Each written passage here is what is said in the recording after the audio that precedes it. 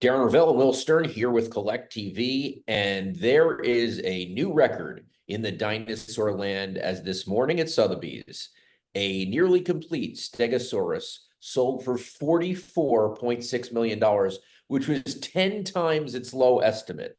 The energy in the Collect office was palpable as this thing skyrocketed. Will, it's a stegosaurus. It's not the giant of all dinosaurs and the most marketable, which is, of course, the T-Rex. Why do you think this happened?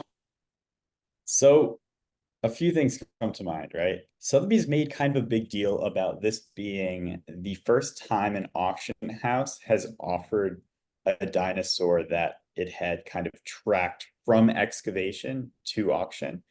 And given that we've seen a lot of issues with dinosaurs selling at auction where it got exported from a country illegally and then had to get sent back and there were replica bones and a lot of issues. So that kind of provenance probably played I into agree. it a ton.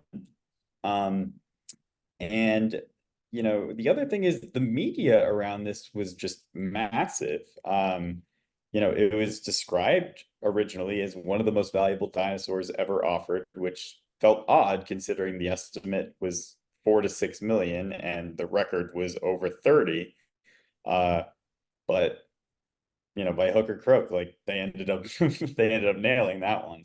So Yeah, I think it's interesting. Obviously, the difference between a T-Rex and a Stegosaurus, big difference. But as people who know the dinosaur world, like you do, the percentage of real bones is key. Often, when you're in a museum, a lot of them are just kind of like replacement casts of those bones.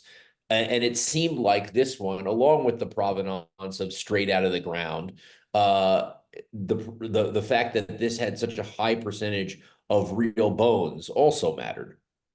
yeah, so it had 254 of 319 intact, which is considered virtually complete, because obviously over all these years, like that's a pretty high percentage. I think something else to note is the celebrity interest in collecting dinosaurs. It's a weird list of names. We've got Nick Cage bought a skull in 2007. He then had to send it back because it was illegally exported from Mongolia. Then Russell Crowe in his The Art of Divorce auction had a mosasaur skull, which he obtained from Leonardo DiCaprio in 2008. DiCaprio is known to own multiple, various dinosaur skulls and skeletons.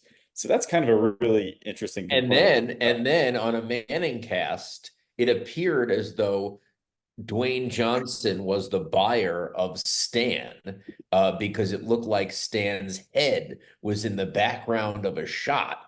And a couple days later, he had to clarify that it was a replica of Stan's head if there was so much pressure.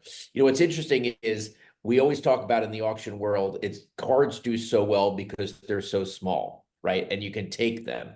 And jerseys, well, even though game used has come so far, jerseys are bigger. Dinosaurs are biggest.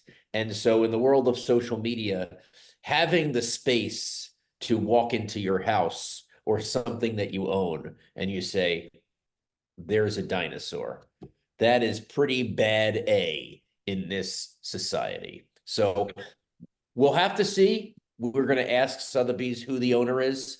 And I think the chance is better than not in this world we live in right now, at least versus years ago, that some owner might be glad to say they bought it. Well, I hope it's a museum, so and they will certainly announce it if so. Will Stern with Darren Rovell here on Collect TV, talking about the Stegosaurus that broke the dinosaur public auction record.